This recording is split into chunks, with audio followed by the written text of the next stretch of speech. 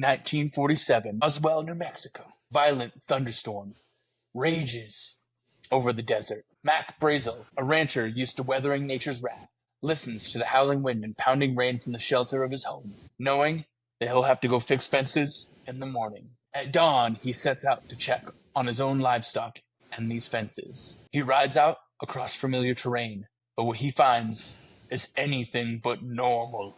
Fragments of metallic debris lie scattered across the land, shimmering in the sun, looking like a crash site with no visible wreck. The pieces are impossibly light, unburnable, unterrible, and seem to possess memory foam-like qualities. Some accounts say it gave off a static charge, and others mention how it seemed to shimmer unnaturally. Mac Brazel's thought, when he picked up the parts of the wreckage, was one thing and one thing only. Somebody's got some splaining to do.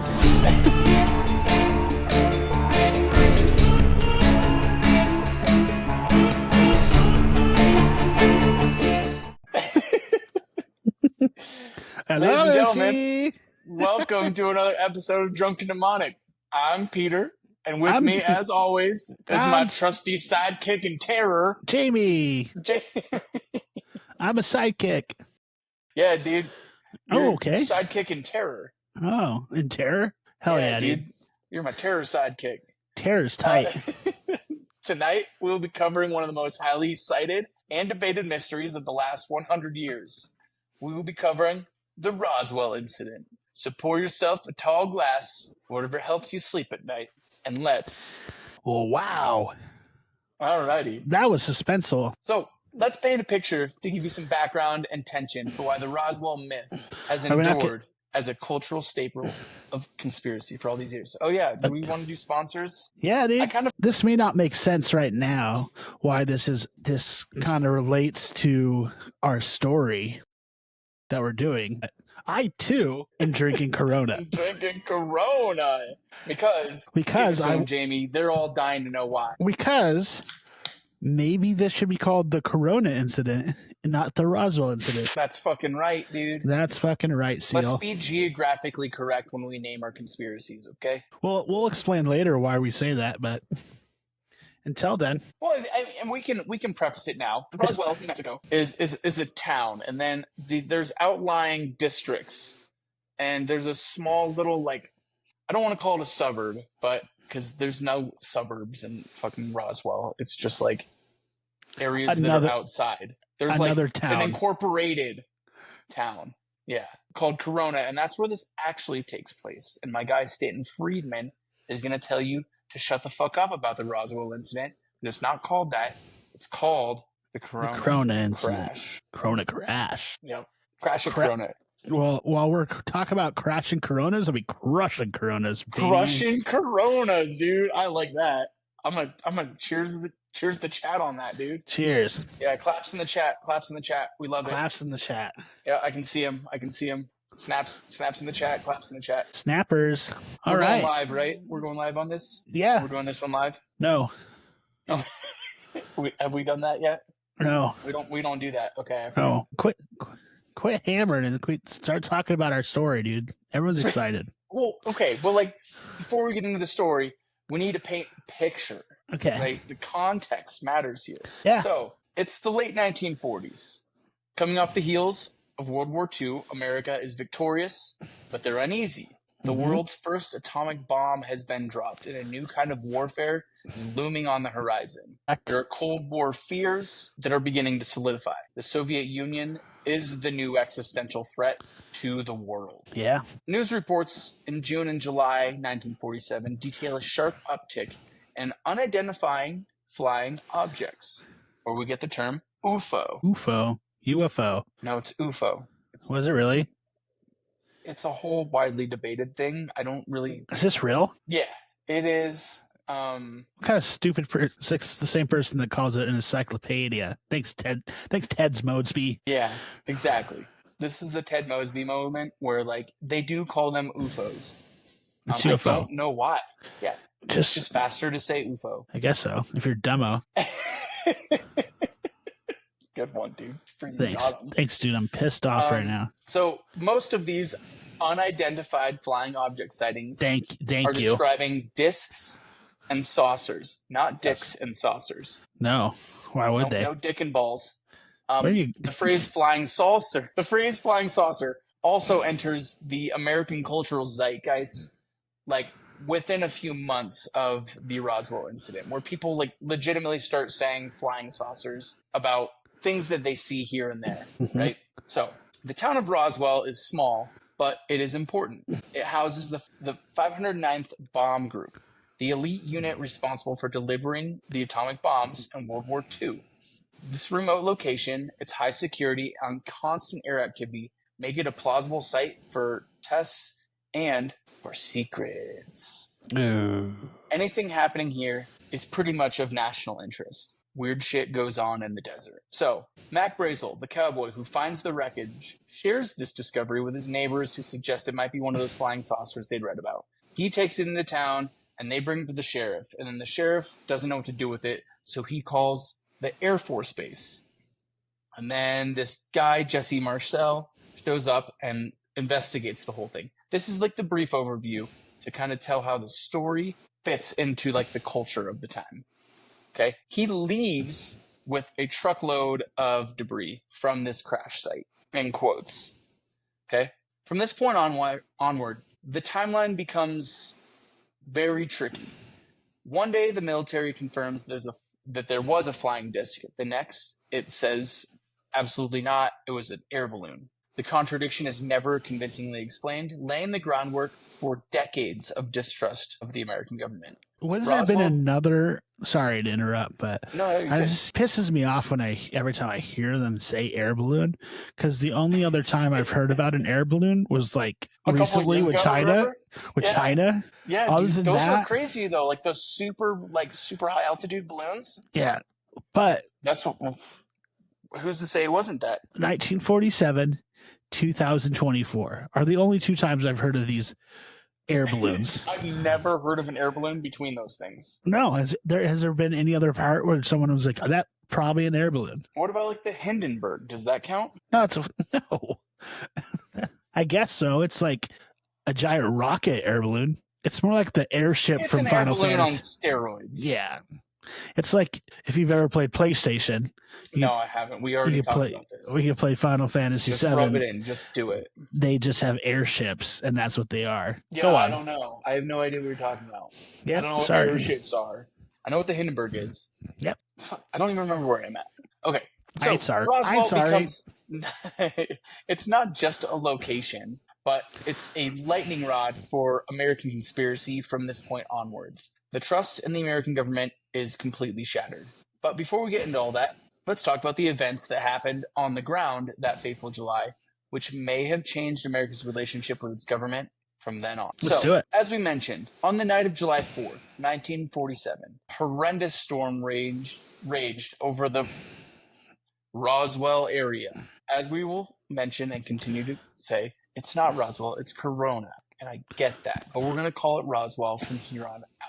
Because it's easier. Until we're legitimately speaking of Stanton Friedman and his writings, where he mentions Corona by name. Okay. So anyways, the following morning, rancher Mac Brazel was out inspecting his property looking for any damage to either his cows or the fences. Everything looks fairly routine until Mac sees a pile of shiny objects reflecting in the distance. As he approaches, he finds that his field is littered with debris stretching over hundreds of yards. Mm-hmm. The debris seems to have these strange properties. There's tinfoil-like sheets that return to their original form after they're bent. I-beams with odd purple and pink symbols that have like weird, they kind of look like Egyptian symbols, but they've never really been tied to any type of language that has been written or spoken in the world. Then there's these wood-like sticks that also don't splinter, which is kind of strange. Anyways, the animals, like Mac Brazel's animals, would not go near the site. Even after it was cleaned up, they stayed away from, like, they literally would form, like, circles around it, or, like, they would travel around it, but when they were moving them, especially, like, moving cattle, they would try to push them up through this one area, and they would literally go out and around it the whole time. Whoa, that's creepy. That makes sense, though. So some accounts claim that there was like some electromagnetic interference, which is totally possible. Some other stuff, but 100% he has claimed, in later interviews that his cattle won't go near it. Interesting. And Mac Brazel is also interested, and he's a little bit confused. This doesn't look like a typical downed aircraft. And why he initially thinks that is because he assumes there's something related to the nearby Roswell Air Force Base. However, while he's having a conversation with his brother-in-law, Mac Brazel hears that there have been a major uptick of flying saucer sightings around the country. Now, Brazel thinks maybe he should take this wreckage and hand it off to someone who might be able to give him some kind of answer to what the fuck this even is. Mm-hmm. So, get this. Mac Brazel grabs his pile of shit he finds in his field. Mm-hmm. He doesn't take it all. It's a huge amount of debris. But he takes a bit of it. He takes some of the wood, some of the metal, and he puts it in the back of his truck. And he drives into Roswell and starts going into bars and going to the local radio station, showing it off to his neighbors, saying, hey, come check it out, right? So the Roswell locals are like passing around these debris fragments, and everyone's like getting their hands on it, and everyone's just remarking about how crazy it is. Eventually, what was his end goal? Brazel and his materials end up at the local sheriff's department. And Brazel turns over the materials and site to George Wilcox, the sheriff of Roswell. Okay, so anyways, Brazel has turned over this material to the local sheriff, George Wilcox. Sheriff Wilcox immediately knows this isn't something that his office is capable of handling. So he calls in and takes a meeting with the Roswell Air Force Base inspector general, or the inspector there, named Jesse Marcel. So Major Jesse Marcel, the lead military investigator, is professional, but also incredibly stunned. He knows that this material that is presented to him is not something that has come from their base. Marcel allegedly brings pieces of it home, letting his son Jesse Jr. and his wife inspect it. Brazel's site is cordoned off, and uniformed men arrive and begin collecting the material. Witnesses are warned to stay away, some gently and some more directly. Jamie, can I get your best warning to keep up? Warning. You need to stay away from here. No, I'm talking about in the deserts of New Mexico. Y'all better go on now. You go on. See here. You won't get. You see here. You won't get.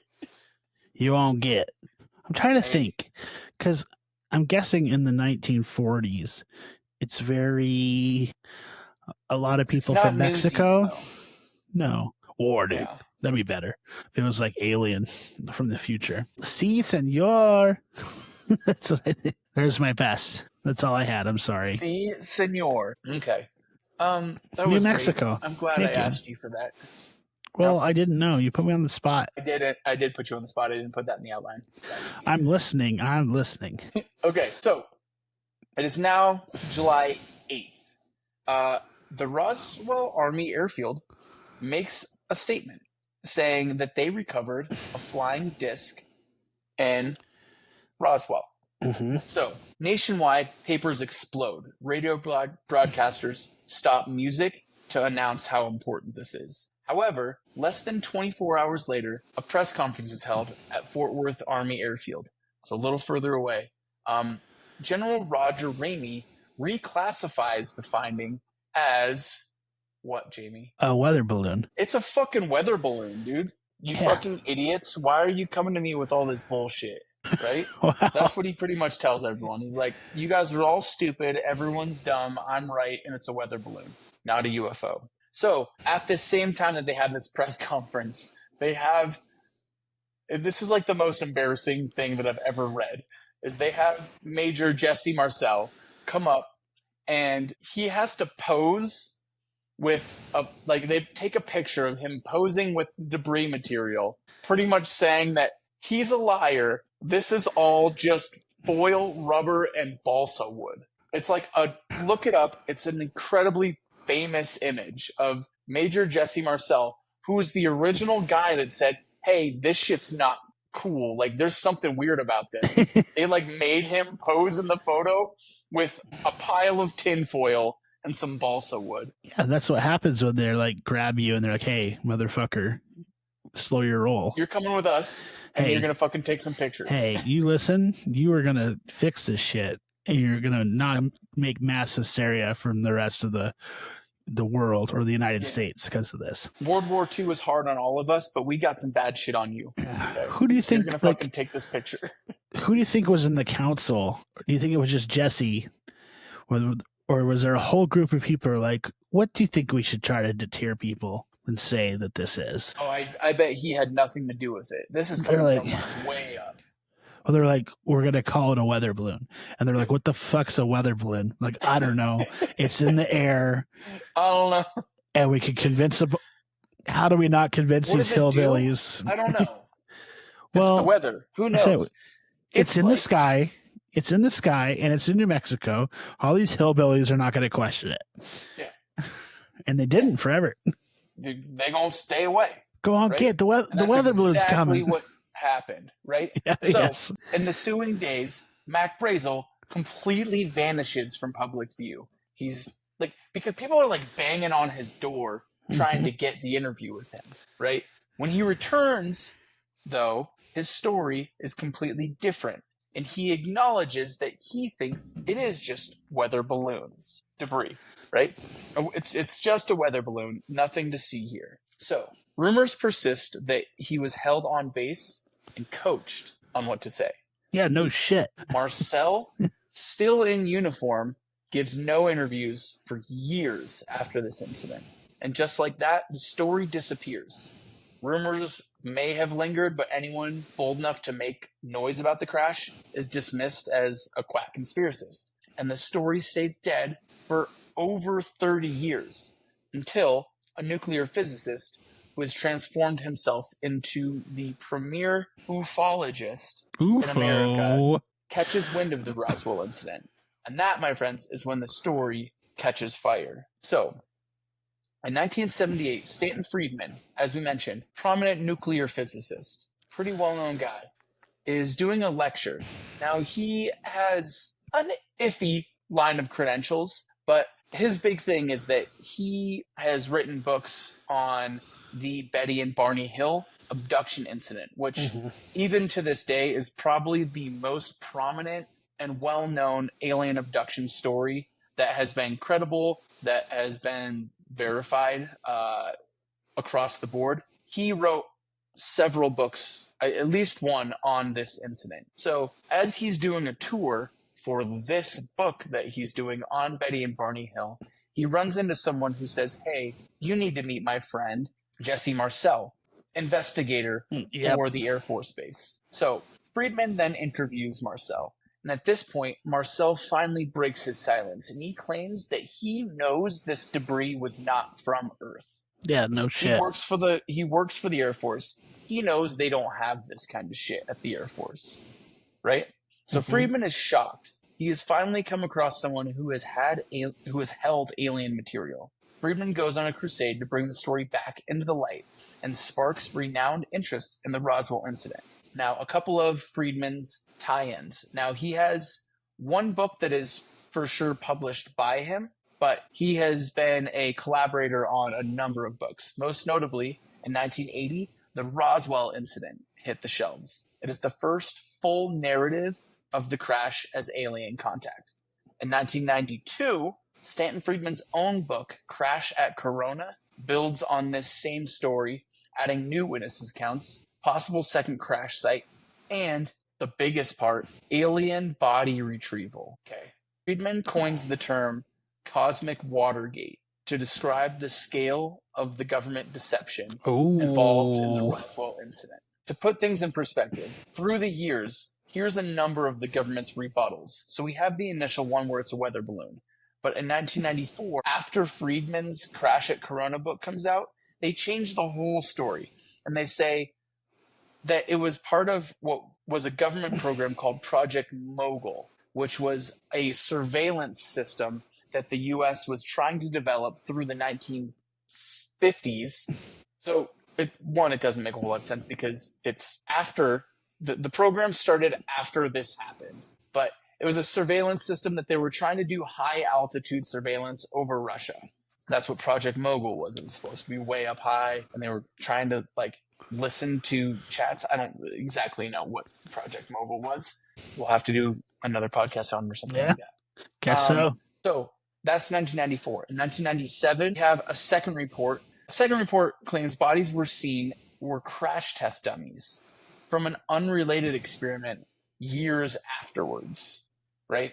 So they said, hey, it's just weird that crash happened at the same place that we also had crash test dummies falling on the ground somewhere else, right? Well, according to my recollection, the crash test dummies weren't invented yet, correct? Well, are you talking about the 90s alt rock band, the Crash Test Dummies?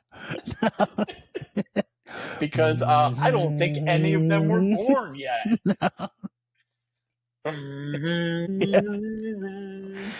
Oh, I didn't know there was anything different. Yeah, so that's what they were saying, is that like, oh, these people were just people that died at a Crash Test Dummies concert that were held in the desert. That makes sense. Or they do time travel? Died of boredom. I couldn't tell you another song other than that song that they did. I don't know, but it is a good band name. I will give them that. Once there was this guy who couldn't change with the girls in the change room. I don't think of the lyrics. You actually know the words. I literally just know the... I might know the whole song, to be honest with you. Are you going to sing it for us now? No, I don't think I should. Okay, good. Yeah. All right. So, these crash test dummies that were technically, the government saying that were found at Roswell, had nothing to do with the 90s band Crash Test Dummies. Yep. From what I can tell. Me as well. As an amateur investigator, I would say. You're a professional. Yep. Anyways, the public reaction to all that the government is coming out with is skeptical at best, mocking at worst. They're like, okay, you're trying to tell us that, one, at the same place, crash test dummies were lost, and this guy never noticed them, and then later, another giant, like, it's kind of like a satellite, they try to describe it in Project Mogul, crashes to the ground and literally lands at the same spot. If that's true, they should investigate the spot, because it's maybe one of those Bermuda Triangle kind of things, right? Oh, yeah. Anyways, that's not what they argue. They're just saying, you guys are being ridiculous trying to tie these things together. They're just kind of there. Desert gonna desert, dude. They're trying to steer things in a different direction. You want to hear about UFOs, or you want me to hit another dinger? Who wants to see Babe Ruth hit 900 home runs? Exactly. Did you ever see that Simpsons? He's like, you want to hear about the corporate cover-ups, or you want me to see me hit a couple dingers? Is Mark McGuire. I have seen that one. Like, dingers. That's literally it. They're like, hey, okay, what is this? It's 97. They're like, hey, we got an election coming up. Bill Clinton's playing the saxophone. Exactly. Like that was 94. But either way, he was running for re-election. And he was so cool. He was. Anyways, so despite all of the government denials and rebuttals, because of Stanton's publishings, a host of other witnesses came out of the woodworks. As we mentioned, Glenn Dennis was a mortician, and he said that he was reached out by the government to retrieve small caskets. He later spoke to a nurse at the base who described humanoid... Stop. Right there. Okay. Yep, that big. Okay. Who later described... Sorry, I was like, I caught it out the corner of my eye while I was reading. You're good. I was just wondering.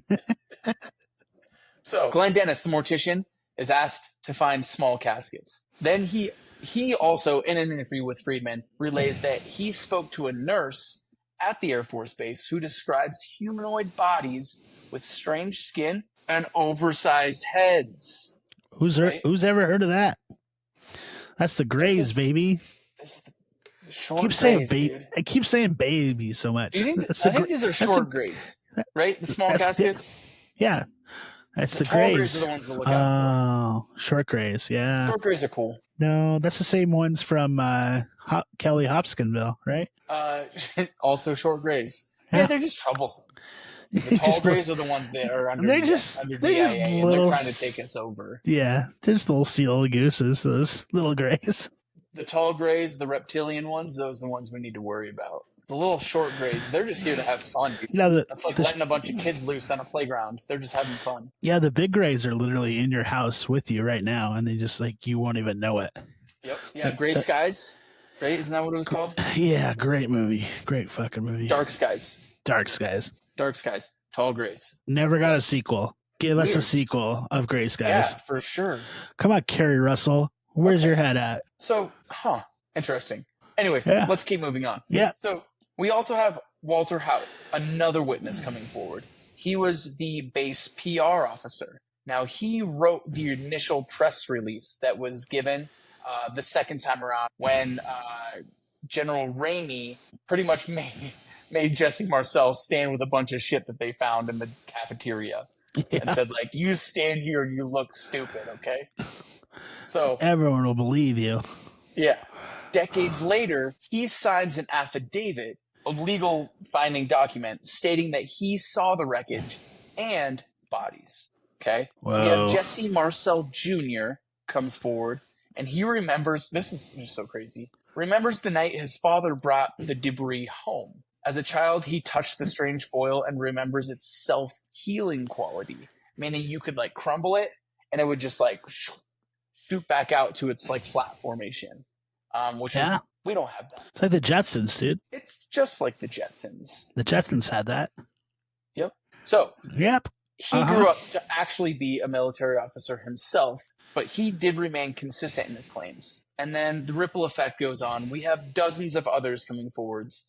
The nurse that we initially mentioned, never heard from officially. Okay, but we do have other nurses that were on the base guards, and jailers. Some claim that if you talk about this, you end up in the desert. Ooh.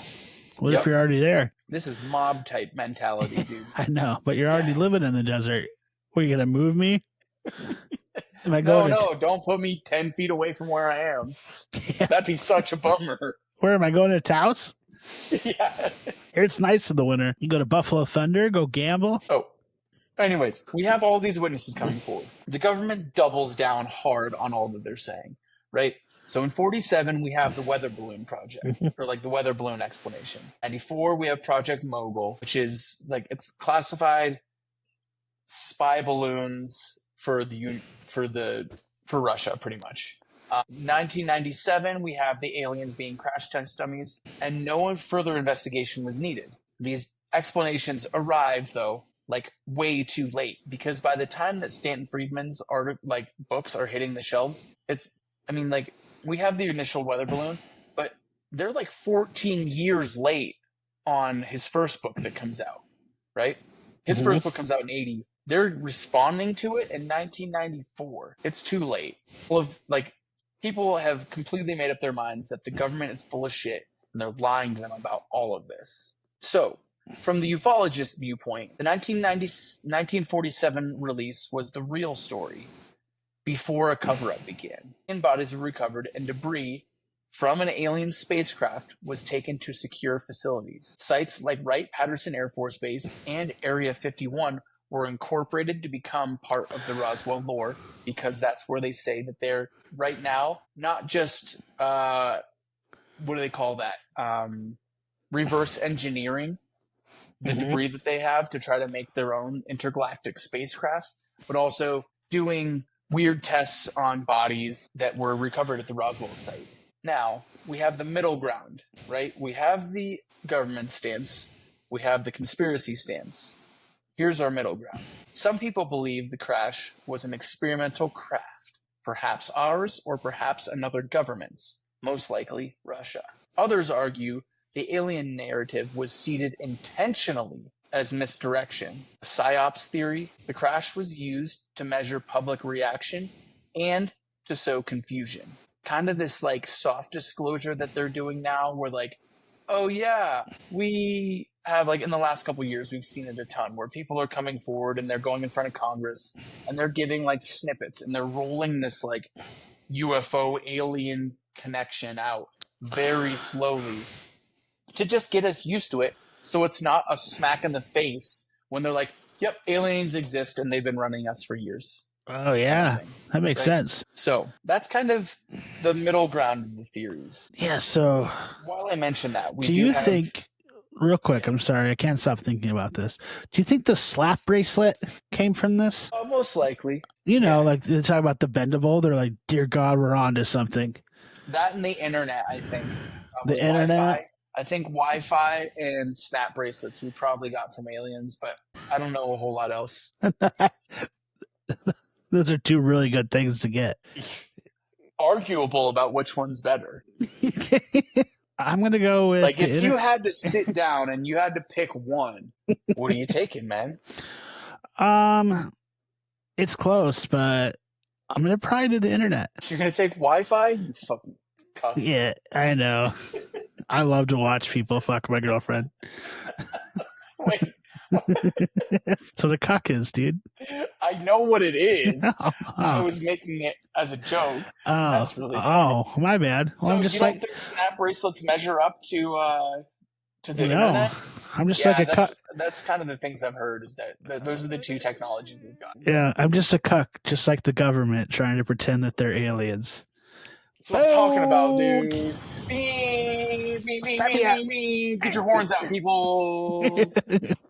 There we go. Hello. So, we were just talking about this, but we have had some disclosure recently, but none of it has really given a whole lot of credence to this Roswell incident. In 2017, the Pentagon has claimed and confirmed the existence of UAP programs. Mm-hmm. Navy pilots are the ones that we're experiencing a lot of this testimony from in the current age that we're in. Thank you, Tom DeLonge. Yeah. Yep. Stars and to the Stars Academy. I guess we have to thank him or whatever. Yep. Or whatever. Yep. Apparently he did it. None of the pilots that literally saw aliens. I was just making a joke. Jesus. I'm sorry.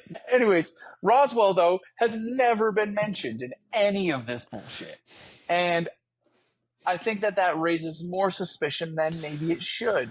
Because Stanton Friedman's legacy, he's not this crazy zealot. He's a guy that is methodical and he's supplying evidence and like verified people. He's not going out there being crazy and saying like, "Yep, aliens exist and I have you can just look up in the space and see that they're real." Like he has legitimate sources for all of his information, right? Mm-hmm. So that's kind of where we are today. Now, Roswell today is maybe a little bit of a different story. It embraces the story, right? Mm-hmm. Businesses are leaning hard into the alien aesthetic. I think I'm honestly just going to like mention a couple things before we get into the town of Roswell. But there's some kick-ass shows like, did you ever see Roswell? It depends on which one you're talking about. Are you talking about the early 2000s or the recently reboot? I don't know of a reboot. They rebooted it in like 2013. No, they did not. They made it more of like a country feel. Yeah. TV show? Mm-hmm. I don't believe it. Believe. I believe. I want to believe. I want to believe. Oh. No, it's called Roswell, New Mexico. It's a totally different thing. That's the same. It's both on the CW, correct? It is on the CW. Yeah. You have a point. It's also, for listeners at home, on Netflix, and you can buy it on Prime Video from $19.99 a season. That's not so bad. Let's go to Netflix. Okay? Yeah. But anyways, no, I didn't even know that was happening. I am talking about Roswell, the original. Okay? Well, I cheated because the cast. We have Katherine Heigl was in it. Wow. That's about it. Okay. It's still good. Colin Hanks was in it. Good for him. Yeah. But anyways, so we have the Roswell TV show. We have, as always, maybe the greatest show ever made. We have X-Files. And they spent a decent amount of time. I thought you were talking about Paul. I thought you were talking about Paul. You ever seen Paul? No, I don't have Paul written into this episode. Oh, sorry. I've seen Paul, for sure. Yeah, it's fantastic. It's exactly the same thing. They found him in Roswell, New Mexico when they were on the road trip. I haven't seen it in a long time. Yeah, Seth Rogen and fucking, is it Bill Hader? Oh, it's Seth Rogen is the alien, and it's the guys from Shaun of the Dead. Okay, Yep. It's been a long time since I've seen that movie. Well, maybe you should check it out. It's pretty good. I probably should. Okay. So, anyways, that's like Roswell in TV and stuff like that. Jamie, in your ventures across the country, you had the privilege of touring Roswell. I did. I'd I love to spent hear your thoughts on it. I spent a day there, and it's definitely has the New Mexico feel. If you've ever been to New Mexico, where it kind of seems like you might get robbed. Is that just a general feel of New Mexico? Yeah, but it Okay. also is very quite charming. So you start when you drive in, like the sign for Roswell is just an alien or it's a UFO and it says welcome to Roswell when you like right up the highway. And then there's a bunch of normal rundown things. And then you get to like Like New downtown. Mexico. Yeah. And then you get to downtown and then there's like you start seeing like the IHOPs and the McDonald's, like everything is UFO themed. Like specifically the McDonald's is a UFO. I had to stop you. That's Yeah. like, so I looked up welcome to Roswell. Yeah. The sign is sick, but I did think that it was really funny because as I was writing it out, welcome to Wrexham showed up. And I Yeah. thought it would be so cool to put like a badass like sports team in Roswell and have them be like the aliens. Oh, that would be cool. That would be like, cool. Transform the whole town. Well, well, we need to be like they did in millionaires. Wrexham. We'd have to be millionaires to do that. We'll write to someone to take care of And it. also, I literally think there's only like maybe 70,000 people. That's it? Yeah, it's not big. Damn. That is not big. But that's wild. However, Okay. once you get downtown, you stopped at the McDonald's, the UFO McDonald's. So once you get UFO McDonald's, once you get downtown, everything is UFO themed. Yeah, like UFO laser tag. There's a Lego store that's UFO themed. There's mini golf UFO. We had the pleasure of going to the UFO museum, which we didn't think we were going to get to go because we had dogs with us and it was like 100 degrees out. And like, there's no way I'm leaving my dog in the car. It's outdoors too, isn't it? It's indoors, but everything is, every place is dog friendly. Oh, you can't leave the dog outside. Oh, it's all dog friendly? Yeah. So literally we went in, we got to snaps in the chat for Roswell. We got to bring our dog through this museum, which was not big, but like the story's not huge. Like I'd say the first 2 sections are all Roswell, and then everything after that is like explaining like other UFO things, and then like the shows. And that's exactly how I knew about the second Roswell show, is because they had like a section for that at the UFO museum. Okay. And then from there, everything is just shops. Everything's alien. Like we went to the visitor center and bought some like alien shaped sunglasses. Did you get me a pair? No, I got my girlfriend a pair. I'm sorry. Well, because I'm sure she'll be okay if I give them to you when we get there. And then I got this shirt. It's sick. Yeah. Wait, what's the bottom guy? Is he just getting zapped by an alien zapper? Yeah. See, now that is not well, maybe that is an accurate portrayal actually, because I imagine that the aliens, the small grays, would be in suits to make themselves bigger. It's kind of like, is that Men in Black, where there's like a little tiny guy inside the big guy? No, that's Mars Attacks. Oh, right. No, that is Men in Black. No, this looks more like Mars Attacks. That is very much Mars Attacks. But they're still inside of a suit kind of thing. I don't think that he's filling that whole suit out. If I'm being honest. And this place that I got this shirt from, the guy that owned it was like actually at the cash register, and he like explained to me, he's like, "Oh yeah, I designed everything here." Really? Which it was like the coolest place. It was like my favorite. Plug for it? No, because I wanted to say it was like something 86 or Existence 86. Okay, I'm gonna look it up while you talk. Yeah, and all the other places were like just regular random alien stuff, but this guy definitely, like, you could tell he was an artist and a graphic design kind of guy because it looked awesome, and it was like my favorite store we went to. I do not see Existence 86. I do have the AI overview says the Existence 86 refers to the Roswell Incident, a well-known UFO event involving the alleged crash of a flying saucer and its alien occupants in 1947. I assume that's why they called it that, is because it's tied in. That's how the world works sometimes. So do you like Roswell? Do you live there? No. I'd go again. Would you crash your intergalactic spaceship there? Yeah. Intentionally? No. Go see the girls? Yeah, who are the girls? I don't know. I'm just asking. Oh, did you ever watch Futurama?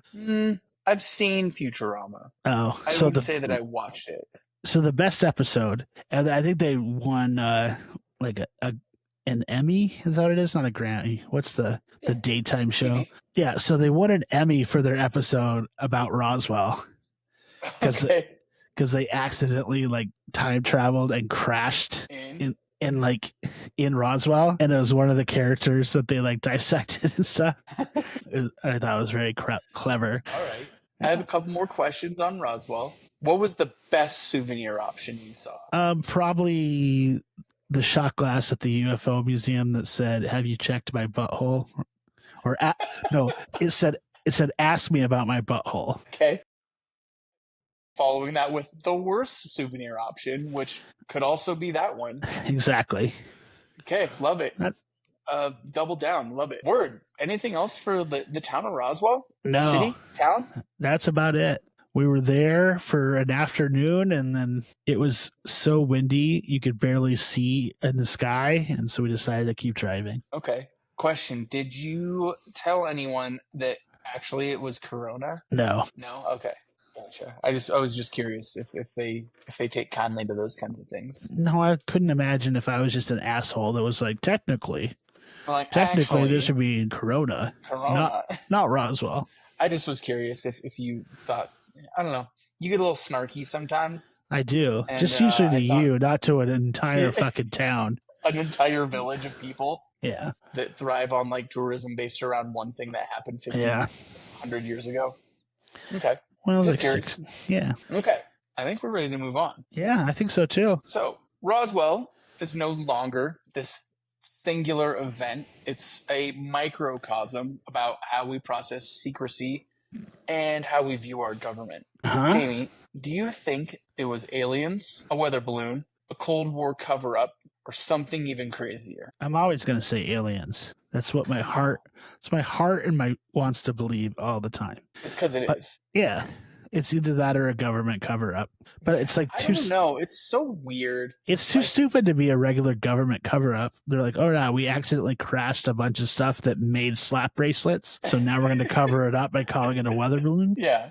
I think, like, there's certainly, like, and the disclosure has shown all of this. I think this is, like, from mostly what I can tell, like, our first initial contact with extraterrestrial beings. And it would make sense that it would happen in a place like Roswell, because that's where we did our first, like, we did the first nuclear test there. Granted, it wasn't as big as the ones that we dropped during World War II, but we did the test there. But the aliens are going to go where the fucking nuke went off. Yes. I guess it's an atomic bomb. Either way. That makes sense. They're the first sighting of seeing that, and then that's why they come to report what's happening. Yeah, seeing that, or like, I don't know, I'm sure that there's some kind of like reverberations throughout the galaxy that are tracked or whatever. I don't know. I'm just talking, but like. Or what if they have. What are you looking at? Don't mind your business. Don't worry about it when I'm working that. I can't see it. What if the aliens have a cosmic weather balloon that they were spying on us with? That's the moon, dude. Where's the flag? Where's the American flag? I don't see it. Where is it? I don't see it. We planted it on the moon. Moon's no. I also don't believe that. Moon's a hologram and everyone knows it. Not everyone. We all know it. Yeah, for sure. Have you heard that? I can see that. What do you think?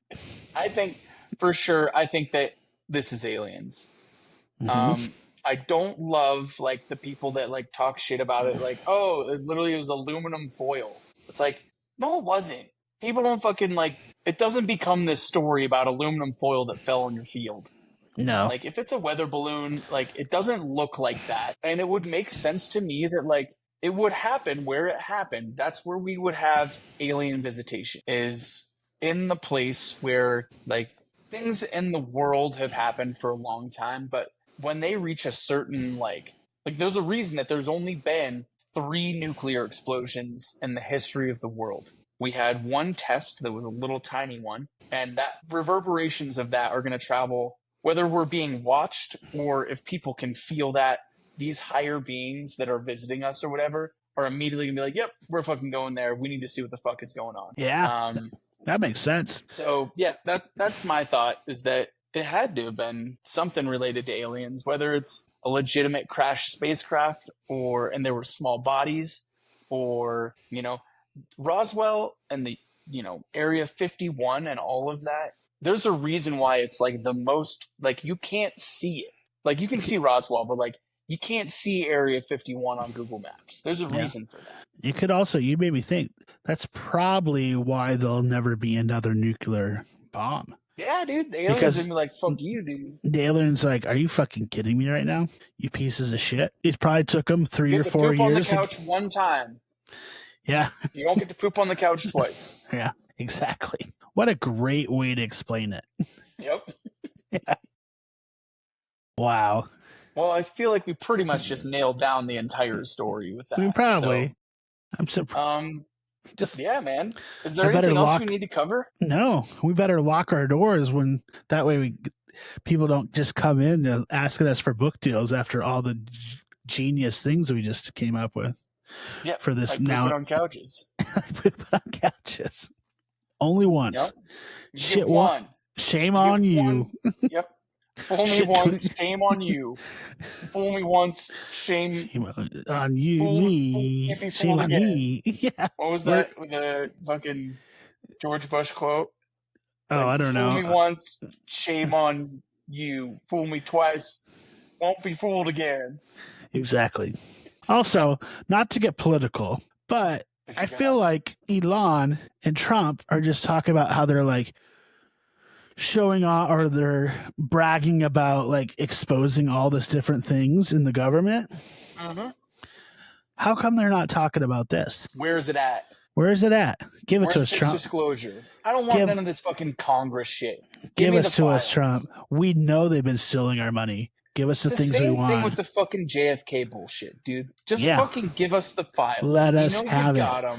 Let us have it. It was damn near 100 years ago at this point. We're like at 80 years. We're getting there. 80 years ago. Getting there. I love how close to 80 years. I love how you say. Can I just say I love that you say damn near now? Damn near. Exactly. It's just nothing quite hits quite like it. Really, right? So, yeah, I don't know. Well, I think that's all I got. I have a couple final thoughts. So, like, maybe. Of course you do. The truth is out there. Yeah. Maybe it's locked away in a file cabinet in a bunker. But the real question isn't what crashed. It's what we weren't allowed to see. Ooh. Right? I feel like you wrote that down. I did. Yeah, that's from my script for sure. Okay, yeah. That's really good. Anyways, sweet. Well, thanks for joining us another episode of Drunk and Demonic. Thank you. Please, if you like us, please like and subscribe. Hit the like button. Follow us on every other social platform, because we enjoy doing this and we enjoy talking. And we want more people to know that we're not just last podcast on the left watered down, or the Mr. Unballins, as someone has said before, which I thought was really funny. We'll give snaps in the chat for that guy. I thought it was really a good. Mr. I thought that was a good dig. The Mr. Unballins. That one hurt. Nah. Yep. So, yeah. And anyways, if anyone has any of their own theories, or they have things that we must cover, you want to hear about, please let us know. DM us, comment, all that stuff. We want to hear from you guys. So, all right. Anyways, or if you have your own alien experiences. Yep. So, until next time, stay weird. Stay wicked. Stay wasted.